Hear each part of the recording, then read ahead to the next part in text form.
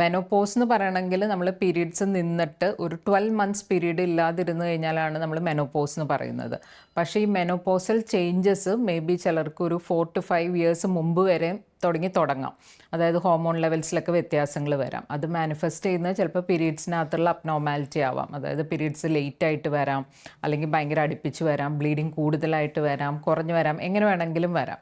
അതിൻ്റെ കൂടെ നമുക്ക് ഹോർമോണൽ ചേഞ്ചസ് കൊണ്ട് ഹോട്ട് ഫ്ലാഷസ്, അതായത് പെട്ടെന്ന് നമ്മളിങ്ങനെ ചൂട് വരുന്നു, പെട്ടെന്ന് വേർക്കുന്നു, നമ്മൾ തണുക്കുന്നു, ഹോട്ട് ഫ്ലാഷസ്, മൂഡ് സ്വിങ്സ് വരാം, വെയിറ്റ് ഗെയിൻ വരാം, പിന്നെ സെക്ഷൽ ഡിസയർ കുറേ, അങ്ങനെ സെക്ഷൽ പ്രോബ്ലംസ് ഇങ്ങനത്തെ ഒക്കെ വരാം. അപ്പോൾ ഓൾമോസ്റ്റ് ഒരു 4 to 5 ഇയേഴ്സ് തുടങ്ങി അങ്ങനെ വരാം നമുക്ക്. മെൻസ്ട്രൽ കംപ്ലയിൻസ് ഉണ്ടെങ്കിൽ അത് ഡെഫിനറ്റ്ലി ഡോക്ടറെ കണ്ടിട്ട് നമ്മൾ ട്രീറ്റ്മെൻറ്റ് എടുക്കണം. കാരണം ചിലപ്പോൾ നമ്മളിത് മെനോപോസൽ ചേഞ്ചസ് കൊണ്ടാവണം എന്നില്ല, വേറെ നമുക്ക് അഡീഷണൽ വേറെ എന്തെങ്കിലും ഇപ്പോൾ ഫൈബ്രോയിഡോ ഓവേറിയൻ സിസ്റ്റോ എന്തെങ്കിലും ഒരു പെത്തോളജിക്കൽ കോസ് കൊണ്ടും നമുക്ക് ഈ മെൻസ്ട്രൽ പ്രോബ്ലംസ് വരാം. അപ്പോൾ ഫസ്റ്റ് ഓഫ് ഓൾ അത് നമ്മൾ റൂൾ ഔട്ട് ചെയ്യുക.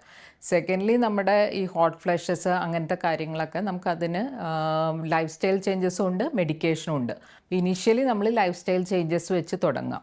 അത് എല്ലാവർക്കും ഈ പറഞ്ഞ പോലെ എക്സസൈസ് വെരി ഇമ്പോർട്ടൻ്റ് ആണ്. പിന്നെ നമ്മൾ ഫുഡിൽ ചില ഫൈറ്റോ ഈസ്ട്രജൻസ് ഒക്കെ കൂടുതലുള്ള ഫുഡ് ലൈക്ക് ചൈന, ചേമ്പസ് വോയ അങ്ങനത്തെയൊക്കെയുള്ള ഫുഡ് ആഡ് ചെയ്യുക. പിന്നെ നമ്മൾ relaxation exercises like yoga, meditation അങ്ങനെയൊക്കെ നമുക്ക് ഫോളോ ചെയ്യാം. പിന്നെ നമുക്ക് ഇത് വെച്ചിട്ട് പിന്നെ നമ്മൾ അടുത്താണ് മെഡിക്കേഷൻ. അത് തന്നെ ഡയറക്റ്റ് ഹോർമോൺസിലേക്ക് പോവാം, അല്ലെങ്കിൽ അതിന് മുമ്പ് ഫൈറ്റോ ഈസ്ട്രജൻസ് അങ്ങനെയൊക്കെയുള്ള കുറച്ച് പ്രിപ്പറേഷൻസ് ഉണ്ട്, അത് ട്രൈ ചെയ്യാം.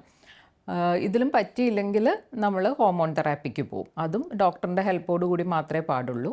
പിന്നെ നമുക്ക് നമ്മുടെ മൂഡ് ചേഞ്ചസും അതൊന്നും നമുക്ക് ഒട്ടും കൺട്രോൾ ചെയ്യാൻ പറ്റുന്നില്ലെങ്കിൽ ഈവൻ നമുക്കൊരു സൈക്കോളജി ഹെൽപ്പ് തേടുന്നതിലും തെറ്റില്ല.